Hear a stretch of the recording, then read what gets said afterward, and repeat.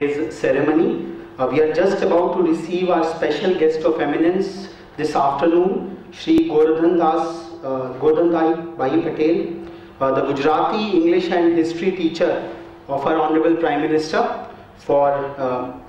I would request Mr. L. Fuller, the Honorable Deputy Secretary of the Council for Indian School Certificate Examination, to please come on the stage and take his seat.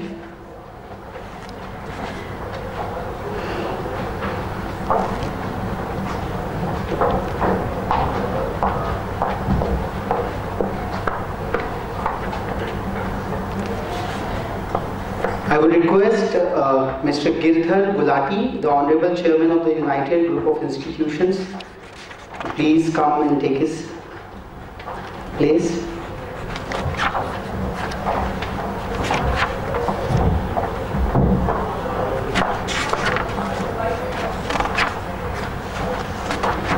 I would now request Mr. Aditya Perlia, the Honorable Pro-Chancellor of the APJ Satya University.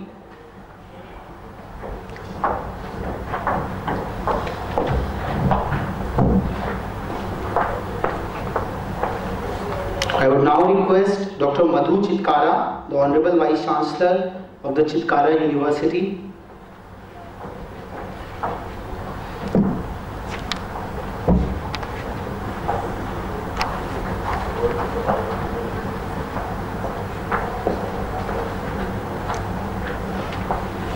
I would request Dr. M.C. Saxena, Chairman M.C. Saxena Group of Colleges, Lucknow, to please come on the stage.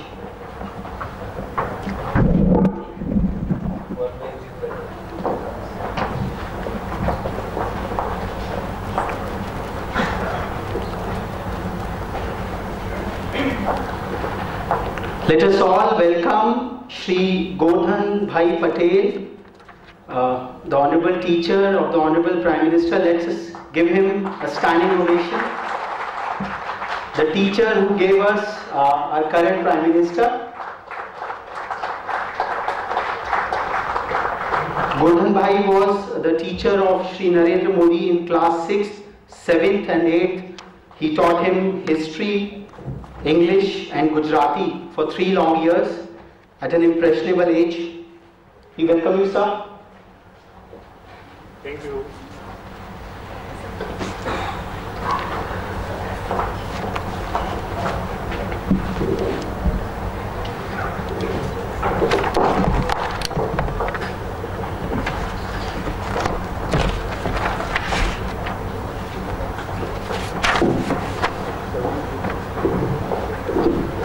I would also like to welcome Shri Pramod Joshi, the Honorable Advisor to the GLA University Chancellor.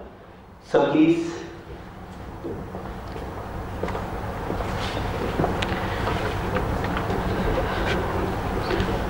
So I once again welcome you to the felicitation ceremony of Engineering Watch Fellowship 2014. I welcome all our guests today. I also welcome all the principals who have made it to this occasion. I also welcome some of the key mentors who have come forward to mentor one of these Engineering Watch Fellows who would be felicitated today evening. And finally, I would like to welcome all the young prospective engineering students who would be receiving the Engineering Watch Fellowships. And most importantly, I would like to welcome the parents of you all who have made it possible to your journey to this day. Engineering Watch Fellowship has been a mammoth exercise in its own right. It captured the imagination of one and all in the entire engineering education spectrum of the country. If I give you a brief highlighter of the scope and expanse of this entire exercise, which went on for a span of around 180 days, around 6 months. We received the partnership of 10 school boards across the country, including CBSE, ICSE, Kendriya Vidyalaya Sangathan, the various state school boards, Gujarat School Board. We had the partnerships from Assam Higher Secondary Education Council, Board of School Education Haryana, Goa Board of Secondary and Higher Secondary Education, Board of Intermediate Education Andhra Pradesh, Himachal Pradesh, Board of School Education, Department of School Education Uttarakhand.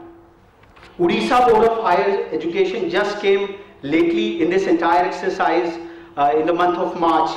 All these school boards wrote a formal communication to all their affiliated schools to send the nominations of 5 best students of various schools for this fellowship program. You would be happy to know that we got nominations from 152 districts from across 26 states of the country. The number though was pretty less compared to what was expected. We received nominations from 308 schools across the country.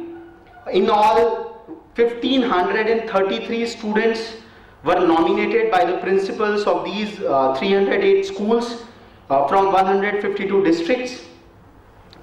Out of these 1,533 students, 495 of them filled the elaborate questionnaire which many of you would be knowing, and I would request my colleague to just circulate it to our dignitaries on the dais.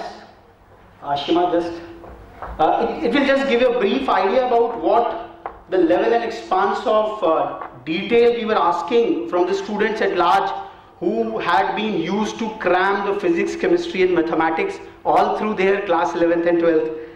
Out of these 495 students who filled in this elaborate 16-pager and a 75-question long questionnaire, 169 of them attended the personal screening test at the 19 campuses which we had selected across the country, where they were grilled on these questions regarding the whether their responses are convincing, whether their responses are consistent, whether their responses are confusing, and whether their responses are contradictory.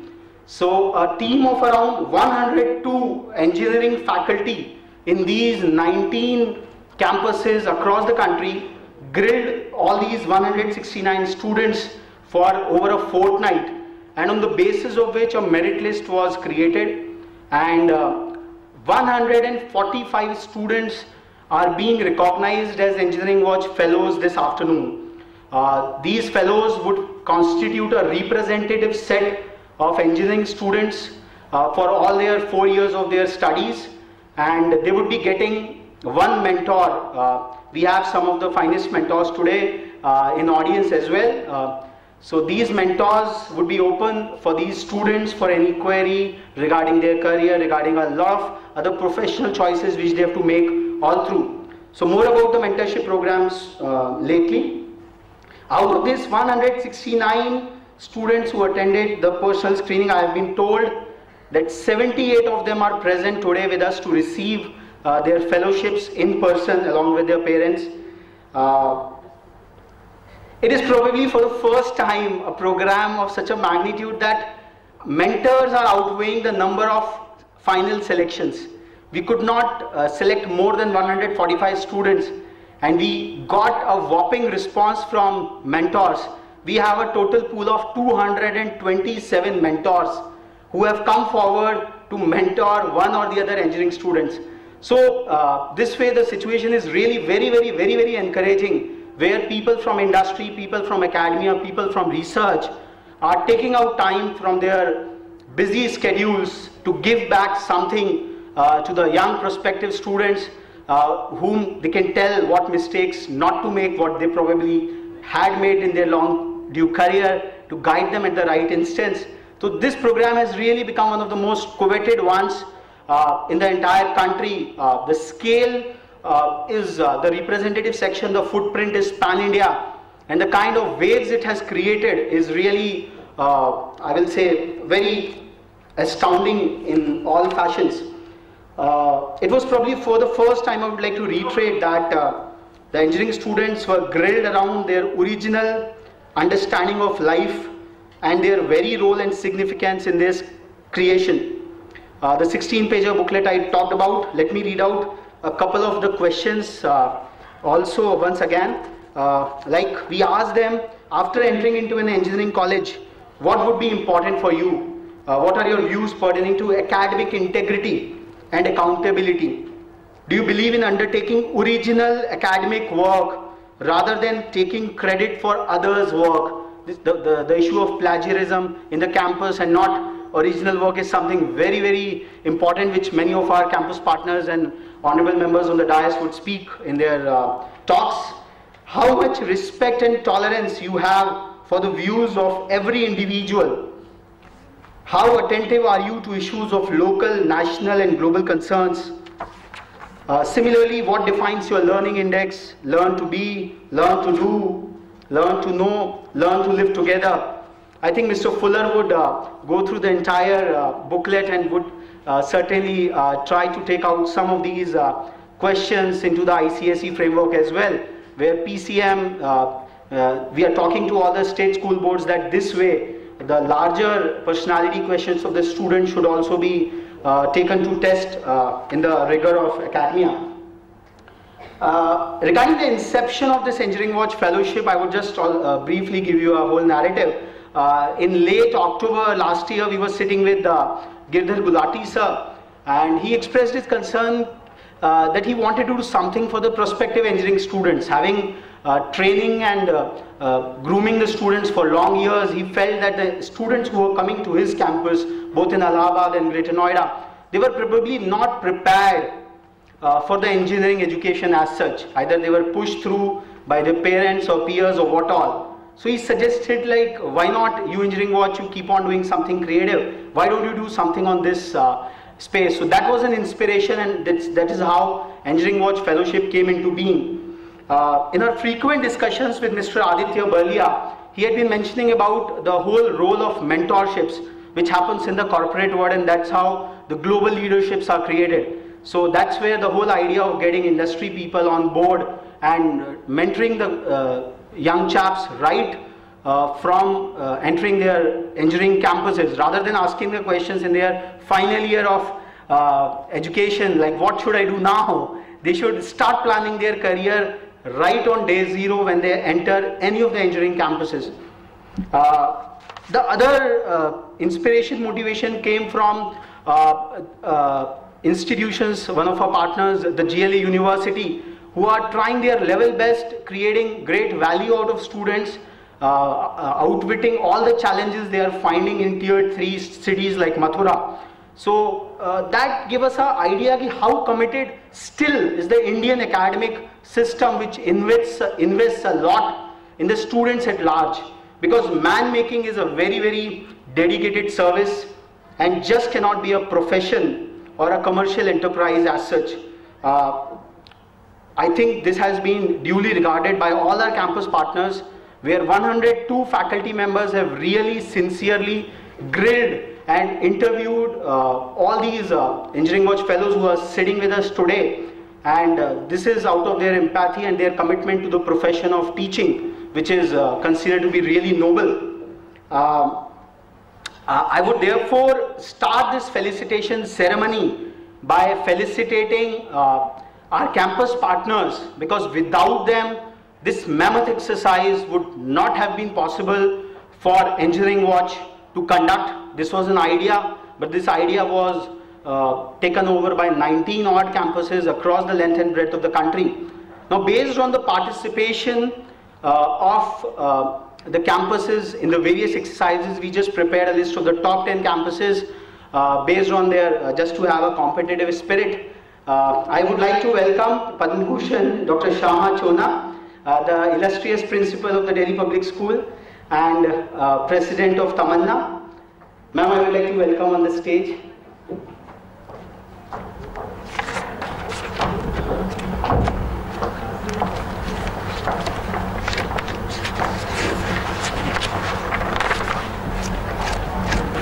So first and the foremost, as per the most committed campus for student excellence based on the proactive participation of partner campuses in Engineering Watch Fellowship activities, The first on the list is APJ Satya University, Gurgaon, Haryana. I will request Mr. Aditya Vijay Balia to receive a token of appreciation from Honorable Chief Guest, Shri Gordhan Bhai Patel.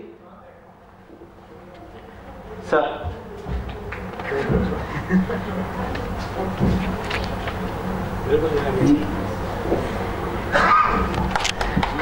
Let's give a big hand. So the screening committee at APJ Satya University not only screened the students from the state of Haryana, they also screened the students, international students, and some of the states where we could not find a campus partner. The screening committee really brought out great efforts to screen the students online, offline, all through. The second best campus in the Engineering Watch Fellowship came GH Raisoni College of Engineering, Nagpur, Maharashtra. GH Raisoni College of Engineering, Nagpur, Maharashtra. They also played a very important role in screening the students at large. The third best campus committed for student excellence, United Group of Institutions, Greater Noida, Uttar Pradesh. I would request Gordhan Bhai to please felicitate Shri Girdhar Gulati ji, the Honorable Chairperson of United Group of Institutions.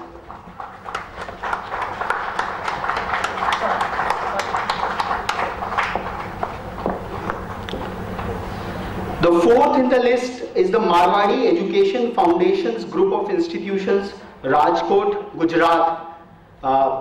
They also play a leading role.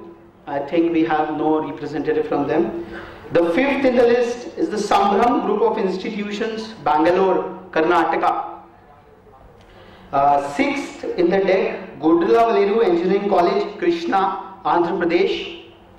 I think they are also not there. NSHM Knowledge Campus, Durgapur, West Bengal, came 7th in the overall commitment for student excellence by interviewing the students from all through Northeast. I would request Sir, Dr. Bose to please receive a token of appreciation from Gordhan Bhai.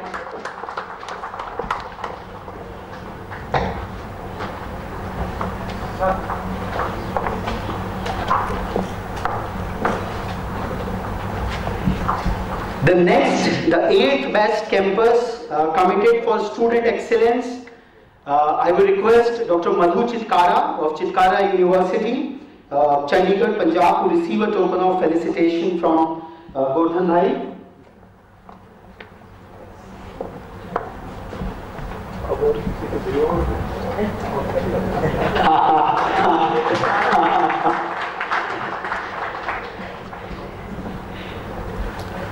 On the 9th list we had Pavai Engineering College, Namakkal, Tamil Nadu, and the 10th slot has been bagged by Shiksha Anusandhan University, Bhubaneswar, Odisha.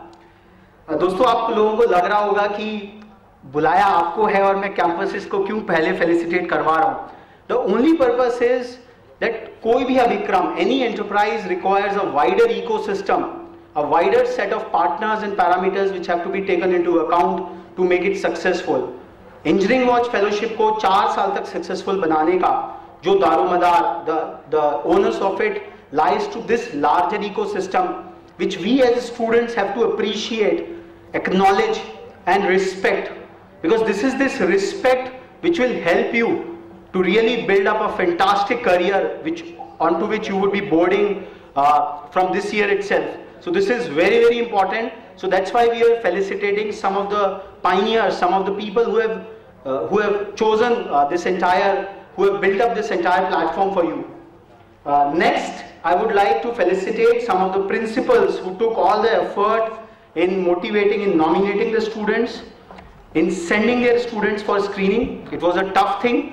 Out of the 308 school principals we have today as a representative audience, have a mere presence of 6 school principals. I would request all of them to please receive a token of appreciation. I would request Dr. Rajiv Kumar Chauhan, Principal of Sir Padmapat Singhania Education Center. I think he has not been able to make it. Miss Mamta Badhwa, Principal, Manav Rachna International School. No. Miss Bijoya Bakshi, Principal, Navrachna School. Miss Bijoya Bakshi, Principal, Navrachna School. I will request Dr. Shama Chona to please felicitate this proactive principal from Navrachna School. Okay, ma'am is representing. We have Dr. Archana Mishra, who is Dean Students, who is representing Miss Bijoya Bakshi. Ma'am, we would request you to speak a few words about the entire experience of sending your students to Engineering Watch Fellowship. First of all, I would like to thank Engineering Watch for selecting our students for this fellowship. I represent Mrs. Bijoya Bakshi, who is our principal.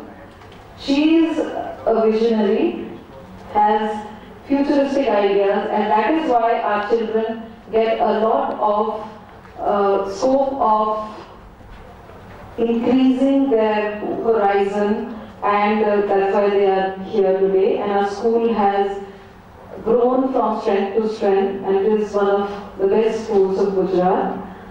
Our children are of a very high caliber because they are not only studying books, they are also taking part in a number of activities, a number of science-related activities, and we provide them holistic growth.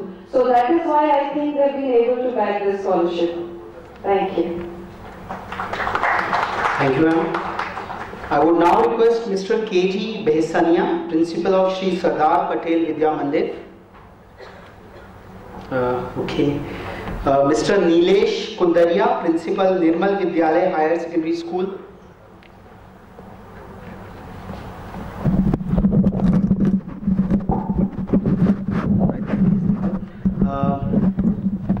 Mrs. Manjari Gupta, who is representing Mr. L.B. Sehgal, Principal, Bal Bharti Public School.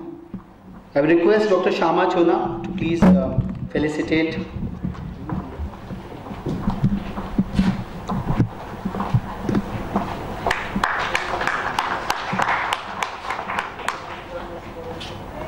A few words if you would like to.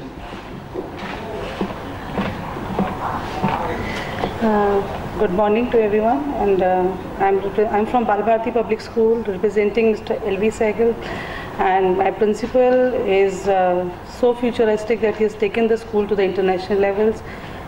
Co-scholastic activities, scholastic activities, everything is a priority in the school. Thank you. Thank you, ma'am. So those were the representative section of the principals who played an important role in nominating the students and then motivating them to attend the screening program at the various campuses. I would now like to request some of the key mentors who are available with us this afternoon. The profile of these mentors would just tell you that what kind of people would be really available to you for guiding you for all your 4 years of engineering. I would like to request first of all Dr. Dheelaj Mehrotra, Vice President Academic Training and School Audits with Next Education India Private Limited, to please come and receive a token of appreciation from Mr. Fuller.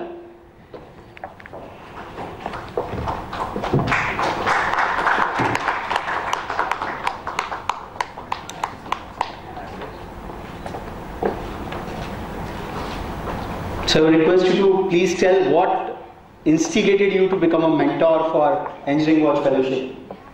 Well, first of all, good evening everyone. It has been really a great pleasure for me to be associated in this regard, and this friend of mine, Mr. Raghav, we discussed virtually and we met in reality thanks to the cyberspace, and this is through which I request all of you to create your cyber presence, which actually makes you perfect in original. And this initiative what he has brought, fellowship is a different part, but the Engineering Connect connects the school education and the higher education, and full cheers to him. And I really wish that we have a capacity double this hall next year. God bless. Thank you. I would now like to request Mr. N.E. George, CEO Bedrock. Mr. N.E. George. Okay. Mr. Saurabh Kane, who is consultant, project manager and business analyst with Systems Plus Private Limited. Okay.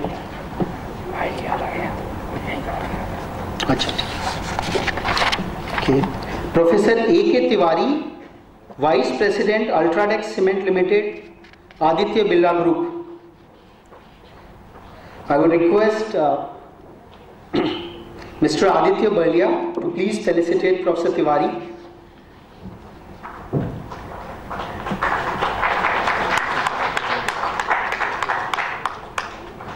Professor Tiwari is a postgraduate civil engineer with multifaceted exposure to construction, teaching, research, consultancy, technical services in the field of cement, concrete constructions. I would request Professor Tiwari to please speak a few words as to what inspired him to join. When I joined NIT Allahabad as a student of civil engineering, I didn't know why I joined there.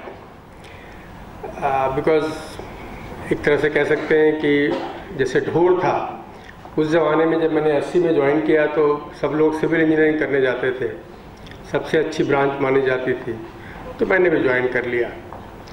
Join करने के बाद दोस्तों ने बोला कि एक बार join कर लिए तो ऑटोमेटिकली इंजीनियर बन जाओगे, कोई चिंता की ज़रूरत नहीं है। तो the process which I saw during the process of engineering and then post graduation and I spent almost 15 years in academics and found that the similar things are happening with the other people who are coming as my students. And I realized that they need some kind of counseling, why to select a particular branch, why to pursue engineering, justify those things, and how to go to the professional life. So I have been, even though in last 15 years I'm out of academics, I'm in a professional company, but I still continue to meet students. I have a lot of students across the world who meet me very often, and we love this connection of student and teacher, and that's how I want to continue this mentorship. Thank you. Thanks a lot, sir.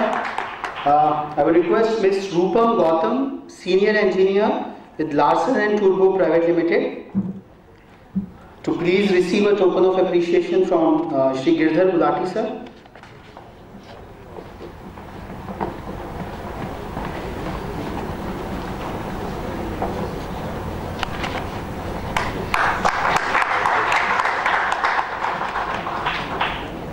I would request you to please speak a few words. Good afternoon, everyone. This concept, when I heard about it, this was very encouraging. You know, it's only been 4 years that I've been into this corporate world, but that gap that I've seen, you know, when a person goes from school to college and then from college to professional life, that was something that I've myself felt. So I always thought that if something of this sort would come my way, I would definitely help my young friends to know what the kind of expectations are there in the industry plus in the college life. So this is the only thing that I want to tell all of you, that do not worry. People like us are there to help you. It's just that you need to come forward and stay with us. So all the best. Thank you. So that's a real encouraging message from one of the prospective mentors. I would now like to request Mr. Rajiv Arora. Mr. Rajiv Arora could not make it. Mr. Prachit Kurani, Research Analyst and Teaching Assistant, NIBA Learning. He has not been able to make it. Okay, so now this was the mentors who had made it to this occasion to be in person and speak about their inspirations and what instigated them to become mentors. So we have a whole list of 227 mentors who are all enthusiastic to mentor you for all the 4 years. So now many of you would be just waiting and thinking to receive your token of appreciation and your part of the recognition which is long due. Before I invite, I would like to tell you the entire structure and taxonomy into which we have classified these 145 engineering students. The top 10 students of the Engineering Watch Fellowship Program have been named as Engineering Watch Laureates.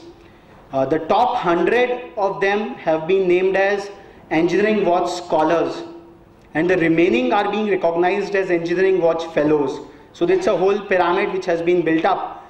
We were expecting from this starting to have a whole pool of around 1,000 kids, but over the whole process of it, the first year has seen 145 of them making it to the final kitty. So this is also quite encouraging because 1,533 students were nominated from their schools, and they were the top 5 of their whole schools.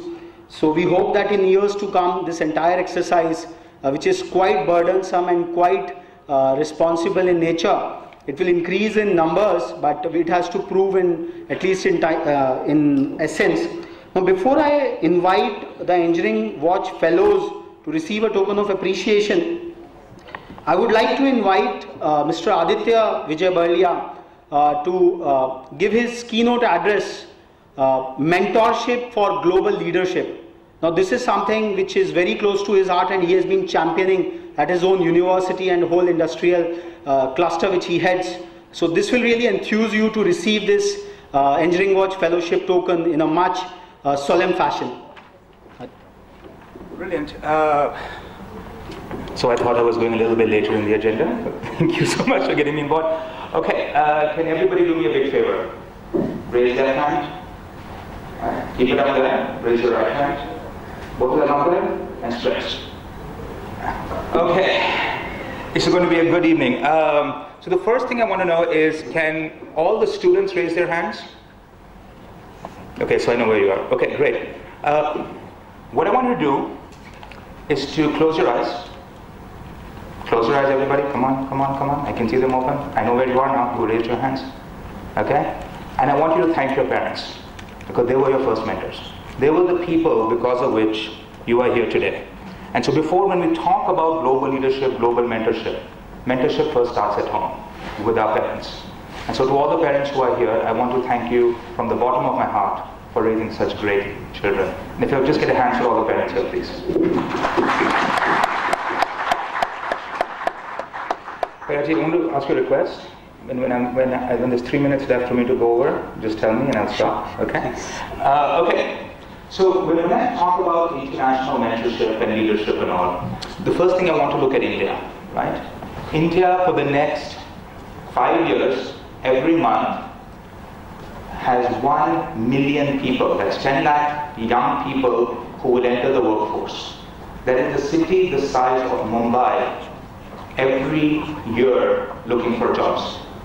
The Indian economy growing at 4.7, 4.8% is only generating 2 million jobs, which means 10 million people will be out of work. Assuming young people, let's say 50% of that are women, 50% are men. That's not true, because there are a lot more men than there are women, because of the history of female infanticide in many parts of our country. That leaves us with 7 to 8 million people outside home, and presuming a lot of the women will have to stay at home and help. What do 6 million, 5 million unemployed people walking around India look like? How does that change our society? What does that do for social crime? What do neighborhoods look like with young people with nothing to do? But people don't understand is that I don't know what happened in 2000 where suddenly our used to talk about the demographic liability of India. Magically over 5 years, this liability turned into an asset. And I'm not sure where that jump suddenly happened that they were able to balance the books. And so we have so many young people there. What they need is to occupy their time, and they need inspiration. I think that is where young leaders who have global standards come in. Now, here's the problem. Who is a leader? Can anybody shout out who is a leader? Somebody who motivates. What else? Ma'am, you were saying something? Someone who takes initiative. What else? Someone who takes all of us together. Someone who takes everybody together. Someone who creates something. Someone who creates something. Who's open towards learning. Who's open towards learning. Decision maker. Is a key decision maker. What else? Come on, all of you are leaders. Give them up. Who's followed by everyone. Who's followed by everyone? What else? When you go on, and then you start listing leadership qualities, 2 pages, 3 pages, 4 pages. But the frank thing is, a leader is someone who has followers. If you have one chela, you are a leader. Right?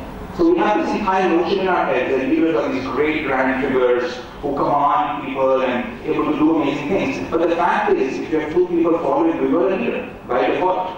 Right? I think this is where mentorship comes in. I think the difference between a good leader and a bad leader. You've seen bad leaders, right? You've seen leaders who have many followers who do horrible things, who are terrible to their people, who don't do much in society, right? This is where I think the difference between a good leader and a bad leader comes. Among the essential things is mentorship. When you hear people, oh, you need the mic here. I hate podiums. When you, because it keeps us such a big space between us. When you think about leadership and how it has gone, everybody here who has made anything of themselves will tell you one thing, that although they'll say, oh, I made myself, but somewhere or the other they had a mentor. And they had mentors who guided them, mentors who told them what to do, what not to do, and mentors to save them in times of trouble. I don't think there is any leader today in the world who can say they came up without somebody who is mentoring them. So you have leaders and you have the need for mentorship. And I want to now take a global perspective. A couple of months ago, I was invited as part of a small delegation of young people from around the world to a forum known as the Boao Forum. This is the Davos of China. They only invite 300 people every year. And you can see how prestigious this forum is because the only people from India who went was Mr. Ratan Tata and Mr. Birla. So I was invited as part of a coterie of 27 young people from around the world to sit and discuss the future of young people in leadership. And we found something very interesting. Impatience, right? How long are you young people here from school who will then go to college, who will then work for 10 years, who will then put another 10 years somewhere else, and maybe by the time you are 50 years old, you will be allowed to become a leader of India or the globe. Is 30 years a long time? Come on, it is, right? You know it is. You just feel, what are you talking about? You know, why should I have to wait until I'm 50, 55, 65 to become a leader? And the problem what's happening is that earlier, people would live to about 50, 60 years old, right? And so by the time you were 25, 30, you were in midlife crisis. And by the time you were 50, you had retired and you were thinking about dying. This I'm talking about 300, 400 years ago. So now people can live until they're 90, 100, 120 even. And so you have people who never let go. I think the biggest hero for young people everywhere is Pope Benedict XIV. Why? Because in the last 600 years, no sitting pope has said, you know what, I'm too old for this. I think a younger man, but younger, okay, maybe 10 years younger for him, but a younger man should come and do this work and I will retire. No pope has retired from office in the last 600 years. They usually die in office. And I think this is a big lesson that a lot of our elder leaders need to learn, is that you only learn great things when you're actually doing them. But there is another benefit that came from these discussions. At no point in the history of the world there have been so many people with so much experience available for mentorship. Because of all these mentors living such a long age, you suddenly have people who've had 50, 60 years of doing incredible, incredible things available to mentor you. And really hoping that all of you who are here will take full advantage of the mentorship your mentors will provide. I've had many mentors. They've been from all across the globe, India, US, Japan, Israel, and they've been all sorts of people. But one of the key defining moments of all these mentors is that I had to follow up, right? So please do not wait for your mentors to call you to say kya ho raha hai, what's going on. Be proactive. And I'll tell you a little secret. Your mentors have basically given you full license to call them whenever you need to.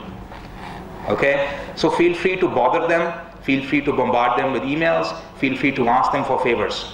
That's their job. Okay? Your job is to make sure you listen to them and to follow their advice as much as it's possible. Can we make a deal there? Yes? Do you promise to nag your mentors? Because they're busy people, right? If you don't keep phoning them and saying, I sent you that last week, kya hua? Right? Don't feel bad that they might feel upset. They volunteered for this, that's their job. The last thing which I'm going to talk about, just one simple fact about the mentor and mentee relationship, particularly from a global and international perspective. What are the three things a mentor brings to the table that are absolutely essential that you should definitely take use of? The first very important point is that they help you stop wasting your time. Okay? Being young is all about making lots and lots of mistakes. Going from point A to point B can be a very easy journey, or it can be a very difficult journey. One of the beautiful parts what a mentor can say is, look, I can make this easier for you. Here are all the mistakes you will make. Here are all the risks you're going to take. Please make sure to take those risks, mitigate them, and you can do much better. The second thing your mentor brings to you, and just given the list of mentors here, they do have that worldview, is that they can tell you all what is actually going on in the real world. One of the big things that you figure out when you're 20, 21, even in college, that you're in a bubble. Right? All you hear is television news, right, of what's going on. You talk to everybody around you, and you're in school and college. But the real world has a lot more to offer and a lot more interesting stuff. I think that's where your mentors really come, is to explain to you how the real world works. And the third, which for me has been extraordinarily useful, is mentors tell you what to read and what to watch. The most amazing parts have been your mentors giving me books. They've been out of print for 60 years, and they'll be like, look, this is the one book that transformed my life. I read 50 books, and out of 50 books, this is the one book that has made a difference. And to use their counsel, their advice on saying, look, what should I be reading? What should I be consuming in order to make myself a better human being? And that's something that mentors bring to the table. I won't take more of your time. I know all of you are eager to get your nice citation and awards in your hands. But this is a fantastic journey. The biggest mistakes I have made in my life is having available to me great mentors and not making the maximum use of them. The biggest mistakes I've made of my life is to not actively go out and seek mentors. And so you've gone through a very rigorous process. Congratulations, this was not easy. Interviews, written examinations and all. And you are the best of the best. And that's great. And I really encourage you to take that to the next level with the help of your mentors. Thank you so much for your time, and congratulations to you all.